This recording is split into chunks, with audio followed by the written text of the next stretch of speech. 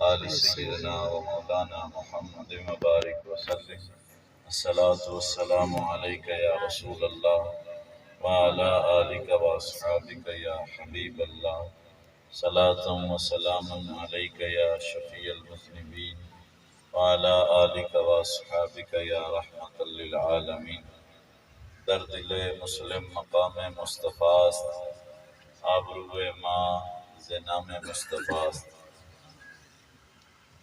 ایک عرب نے آدمی کا بول بالا کر دیا، ایک عرب نے آدمی کا بول بالا کر دیا، خاک کے ذروں کو ہمدوش ثریا کر دیا، خاک کے ذروں کو ہمدوش ثریا کر دیا، اور خود جو نہ تھے راہ پر اوروں کے ہادی ہو گئے، خود جو نہ تھے راہ پر اوروں کے ہادی ہو گئے۔ کیا نظر تھی جس نے مردوں کو مسیحا کر دیا، سبحان اللہ۔ کیا نظر تھی جس نے مردوں کو مسیحا کر دیا۔ بعد حمد و صلات، عزیزو، علماء کرام، ثنا خوان مصطفیٰ، نقیبان محفل اور معزز و محترم سامعین،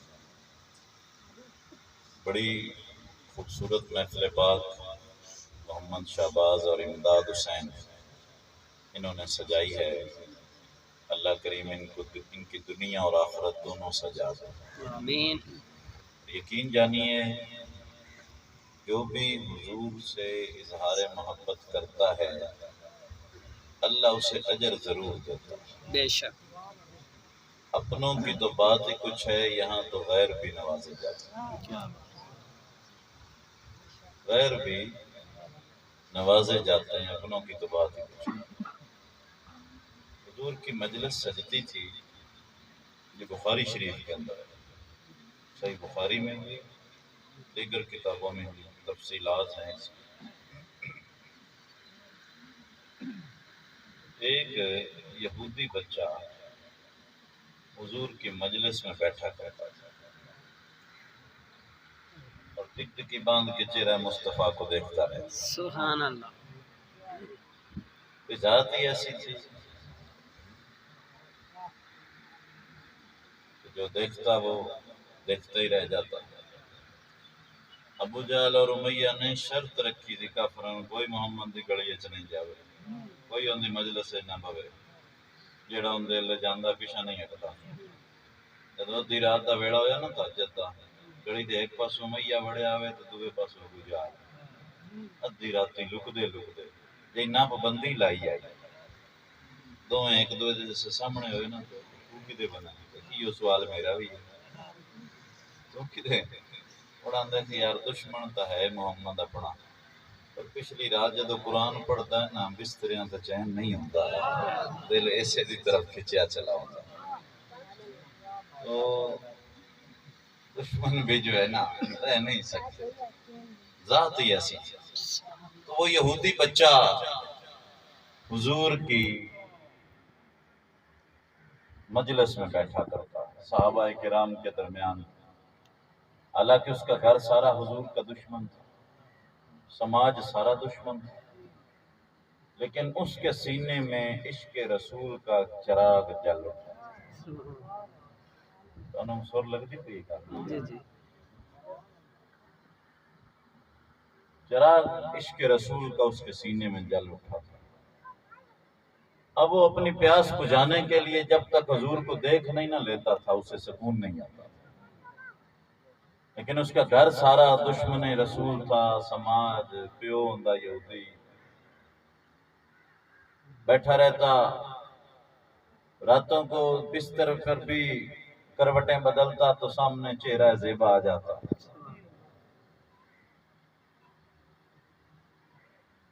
یہ اندر ہی اندر عشق کی چنگاری سلگتی رہی دل کے قریب، اور سلگ سلگ سلگ کے وہ بامبل بن گئی، اور اندر کے خرمن کو اس عشق کی آگ نے جلا دیا۔ بندہ اپنے کسی دوست سے وہ بھڑاس نکال لے نا اندر کی تو طبیعت ہلکی ہو جاتی، لیکن جب کسی سے کچھ کہہ نہ سکے نا تو پھر بیمار ہو جاتا۔ یہی ہوا اس کے ساتھ۔ نہ کسی دوست کو بتا سکا کہ میرے ساتھ ہو کیا رہا ہے، نہ گھر ماں باپ کو بتا سکا کہ ماں باپ یہودی تھے، ڈر تھا باپ کا کہ اس گھر میں تو رسول کونین کو گالیاں دی جاتی ہیں۔ انہوں نے کیا پتا کہ اسی گھر میں عشق رسالت کا چراغ جل رہا ہے۔ دیکھا نہیں حضرت عمر مارنے جا رہے تھے، معاذ اللہ شہید کرنے جا رہے تھے، نعیم عبداللہ ابن نعیم بجلی اس نے کہا تھا عمر کدے جاندہ پہ ہیں، وہ چراغ بجھدا تیرے تو ان دی روشنی تو تیرے گھر پڑی پئی ہے، تیری تو بہن مسلمان ہو گئی ہے۔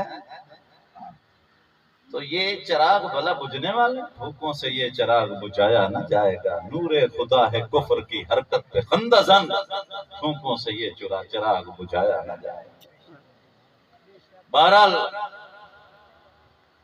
اس کے سینے میں وہ عشق پلتا رہا اور اندر سے وہ جل گیا اور بیمار ہونے لگا، اور کسی پہ اظہار ہی نہ کر سکتا تھا کہ مجھے بیماری کیا ہے۔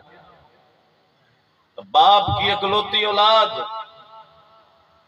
باپ نے بڑے بڑے ڈاکٹروں طبیبوں کے پاس اسے لے گیا، لیکن کبھی عشق کے مریضوں کو بھی ڈاکٹروں نے شفا دی ہے جو اسے شفا ملتی؟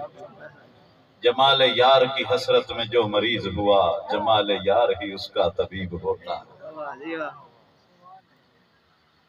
بڑا پھرایا باپ نے، لیکن مرض بڑھتا گیا جوں جوں دوا کی، حتیٰ کہ بیمار عشق جو تھا وہ چند سانسوں کا مہمان رہ گیا۔ سارا سماج گھر میں آیا ہوا ہے، باپ سرانے بیٹھا ہے، یہودی سماج اکٹھا ہے، بچے کی جان نکلنے والی ہے، آخری لمحات ہیں۔ اس بچے نے آنکھیں کھولی اور اپنے باپ کی طرف دیکھا اور کچھ کہنا چاہتا تھا کہ آنسوں نے بڑھ کر ترجمانی کر دی۔ ہوتا ہے راز عشق و محبت انہی سے فاش، آنکھیں زبان نہیں مگر بے زبان ہیں، آنکھیں زبان نہیں مگر بے زبان، زبان نہیں ہوندیاں، بول نہیں سکتیاں، لیکن انج بھی نہیں کہ دس نہیں سکتیاں، دس بھی لیندیاں نہیں۔ زبان آنکھیں زبان نہیں مگر بے زبان نہیں، آنسوں کی لڑیاں بہنے لگی۔ باپ نے کہا بیٹا کیوں رو رہا ہے؟ کہا ابا جان میری ایک خواہش ہے، اگر وعدہ کریں کہ پوری کریں گے تب جا کر بتاتا ہوں۔ تو میری گل ضائع نہیں کرنی، یہ میری بڑی قیمتی موتی ہیں تے میں بڑی محنت نال، یہ ایویں واویاں گلاں نہیں ہیں، سمجھ آ گئی نا؟ آنکھیں زبان نہیں مگر بے زبان۔ اس نے کہا ابا جان ایک وعدہ کریں کہ میں تیری خواہش پوری کروں گا تو پھر میں آپ کو بتاتا ہوں۔ باپ کہنے کا بیٹا تیری زندگی کا چراغ گل ہو رہا ہے، میری آنکھوں کے آگے اندھیرا آ رہا ہے، میری دنیا اجڑ رہی ہے، میری تو اکلوتی اولاد تھی اور وہ بھی موت کے منہ میں جا رہی ہے، یہ وقت ہے بیٹا وعدہ لینے کا۔ بتا بیٹے تیرے باپ کو اپنی متاع زندگی لٹا کر بھی تیری خواہش کو پورا کرنا پڑا تو کرے گا، بول میرے چاند کیا کہتا ہے؟ اس نے کہا ابا جان تو پھر دل تھام کے سنیے کہ جس رسول کونین کو صبح و شام ہمارے گھر کی چار دیواری میں گالیاں دی جاتی ہیں، برسوں سے اسی کی محبت کا اسیر ہوں، اس کے عشق کا چراغ میرے سینے میں جلتا رہا اور میں یہ راز آپ پہ کھول نہ سکا، آپ کے ڈر نے میری زبان پہ یہ بات نہ آنے دی، اور آج اسی عشق رسول نے میرا یہ حال کر دیا ہے کہ میں چند گھڑیوں کا مہمان رہ چکا ہوں۔ ابا جان زندگی ختم ہو رہی ہے، چراغ سحر بجھنے والا ہے، ابا جان ذرا زحمت گوارا کریں تو اس رسول کونین کی چوکھٹ پہ چلے جائیں۔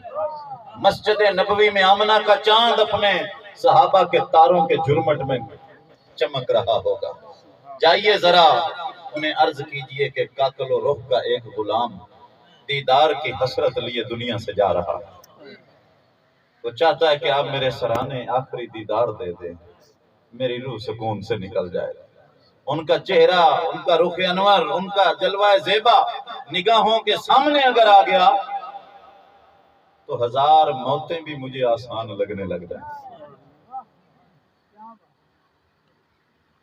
جائیے ذرا انہیں بلا لیں۔ پیو نے جدو یہ سنیا نا تو پیو یہودی آ، سارے یہودی بیٹھے آ۔ اچانک باپ تو غصے میں دل ملا اٹھا، پھر اس نے اپنے غصے پہ قابو پایا۔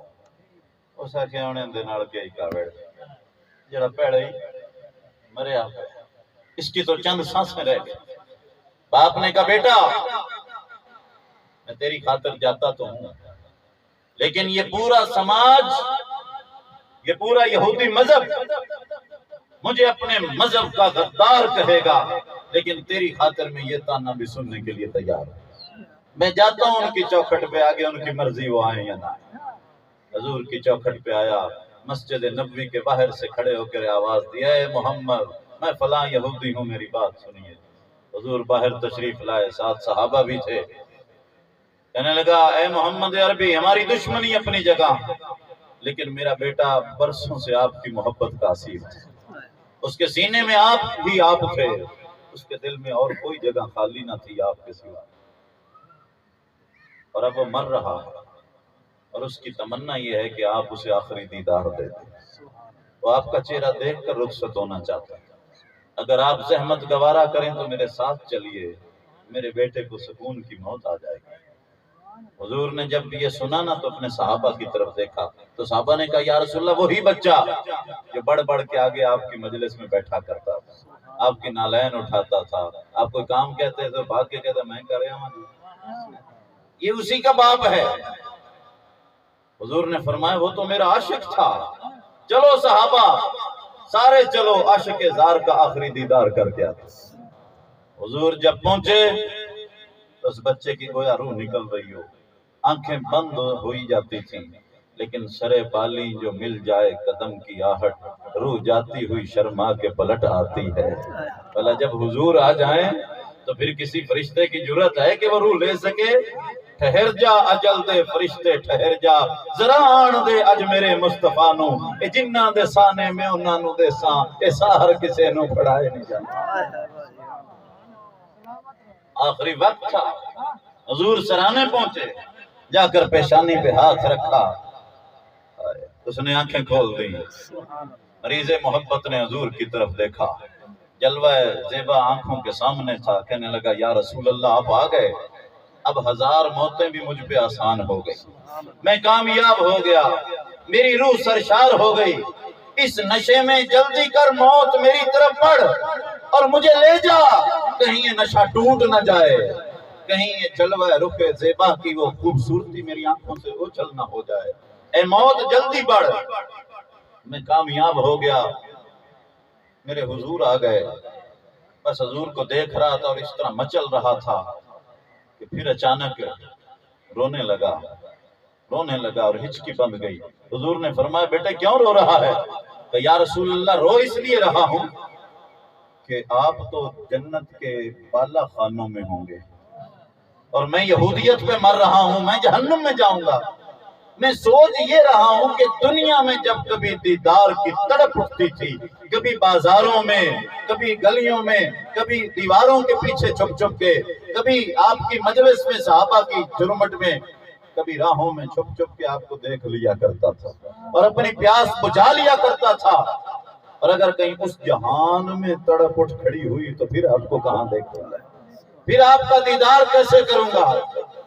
حضور نے فرمایا بیٹے میرے کلمے کی گواہی تو دے دے، بس میرے کلمے کی گواہی تو دے دے، اس گھڑی سے لے کر جنت میں داخل کرنے تک میں تجھے اپنی ضمانت میں لے لیتا ہوں، میرا دیدار وہاں بھی کرتا رہے گا۔ تو اس بچے نے جب یہ سنا نا تو اپنے باپ کی طرف سوالیہ نظروں سے دیکھا، آنکھوں سے گویا سوال کر رہا ہے باپ سے کہ ابا جان کیا میں کلمہ پڑھ لوں؟ تو اب وہ پتھر دل یہودی وہ بھی پگھل گیا، وہ بھی پھٹ پڑا۔ اس نے کہا بیٹا میں یہودی ضرور ہوں لیکن میرے سینے میں پتھر نہیں، گوشت کا ایک ٹکڑا ہے۔ بیٹا اس سے بڑھ کر کونین کی ارجمندی اور سعادت کی گھڑیاں اور کیا ہوں گی کہ جس کے سرانے کھڑا ہو کے کونین کا والی اسے جنت کی ضمانت دے رہا ہے، اور پھر وہ پیچھے رہ جائے۔ جا بیٹا تیرا عشق جیت گیا، میری یہودیت ہار گئی، تیرا عشق بازی لے گیا، پڑھ لے ابو القاسم کا کلمہ۔ اس نے حضور کا کلمہ پڑھا، روح کلمے سے سرشار ہو کر ایمان کی دولت سے نکلی۔ اب وہ یہودی کہنے لگا ہے محمد عربی اب یہ جنازہ میرا نہیں، اسلام کی مقدس امانت ہے، اسے اٹھا کے لے جائیے، اپنے طریقے پہ غسل دیں، جی میں کفن دین دے ہو، جی میں جنازے پڑھتے ہو، جو کرنا ہے آپ کریں، میرا نہیں رہا، یہ تیرے ہتھاں تے وک چکیا ہے۔ غلام مصطفیٰ بن کر میں بک جاؤں مکی، محمد نام پہ سودا سرے بازار، کہا یہ بک گیا ہے آپ کے ہاتھوں، میرا نہیں رہا، آپ کا ہو گیا، اسے لے جائیں اپنے طریقے پہ، اسے غسل دیں، کفن دیں، جنازہ پڑھیں، اب یہ میرا نہیں آپ کا ہے۔ حضور نے فرمایا صحابہ عشق و محبت کے اس گنجے گرام مایا کو کندھوں پہ اٹھا لو، آج اس کا جنازہ یہودی کے مکان کی بجائے محمد عربی کی چوکھٹ سے اٹھے گا۔ عاشق کا جنازہ ہے ذرا دھوم سے نکلے، محبوب کی گلیوں سے ذرا گھوم کے پھر جنازہ اٹھا، مدینے کے بازار بھر گئے، گلیوں میں دل دھرنے کو جگہ نہ تھی، عاشق کا جنازہ اٹھا، کوہرام مچ گیا، اور بڑے بڑے عاشق اس کی بلندی کو سر اٹھا اٹھا کے دیکھ رہے تھے۔ پروانے کا حال اس محفل میں ہے قابل رشک اہل نظر، ایک شب میں وہ پیدا بھی ہوا، عاشق بھی ہوا اور مر بھی گیا۔ کدی پروانہ ویکھیا جے کتنی عمر ہوندی ہے، بارشاں وسن نا، بارشاں تے بونڈیاں نکلدیاں نے رات نو لائٹاں تے، اس نو پروانہ آکھدے نے، اس سے رات جمدیاں، اس سے رات گھمدیاں لائٹ تے دمی مریاں پیاں ہوندیاں۔ پروانے کا حال اس محفل میں ہے قابل رشک اہل نظر، ایک شب میں وہ پیدا بھی ہوا، عاشق بھی ہوا اور مر بھی گیا۔ بڑے بڑے عاشق اس کے عروج کو سر اٹھا اٹھا کے دیکھ رہے تھے۔ مدینے کے بازار میں جنازہ اٹھا، وقت آخر مدینے جے میں پہنچ جا، روح میری جسم چھوڑ جاوے جدوں، تسی میرا جنازہ میرے ساتھیوں لے کے لنگڑا مدینے دے بازار۔ گزر رہا ہے جنازہ، حضور پنجے لگا کے چل رہے ہیں، حضور ایڑی نہیں رکھ رہے، پنجوں پہ وزن ہے میرے نبی کا، ایڑی زمین پہ رکھ ہی نہیں رہے، اور بڑی مشکل سے حضور چل رہے ہیں۔ ایک صحابی نے کہا یا رسول اللہ پورا پاؤں نہیں رکھ رہے، کہ تم نہیں دیکھ رہے میں دیکھ رہا ہوں، اس عاشق کے جنازے پہ فرشتے اس کثرت سے اتر رہے ہیں کہ مجھے پاؤں رکھنے کی جگہ ہی نہیں مل رہی۔ جنازہ حضور نے پڑھایا، پھر قبر میں کسی کو چاچا اتارے، کسی کو ماما، کسی کو حافظ، کسی کو قاری، کسی کو عالم، کسی کو مرشد، کسی کو مفتی۔ واہ رے قسمت تیری قبر میں آمنہ کا لال اترا ہوا۔ حضور نے فرمایا اسے میرے ہاتھوں پہ دو، ہاتھوں پہ لے کر اسے لٹایا اور کفن جوڑا، اور پھر سرکار باہر آئے تو پسینے میں شرابور تھے۔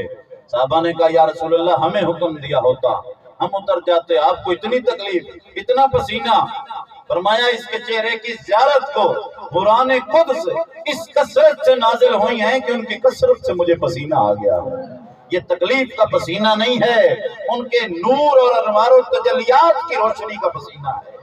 اس لیے میرے وہ پسینہ بھائی پسینہ آنا ہی تھا، دو چار قطرے جو اس کے کفن پہ ٹپکانے تھے تاکہ قیامت تک اس کی قبر کو خوشبودار کرنا تھا۔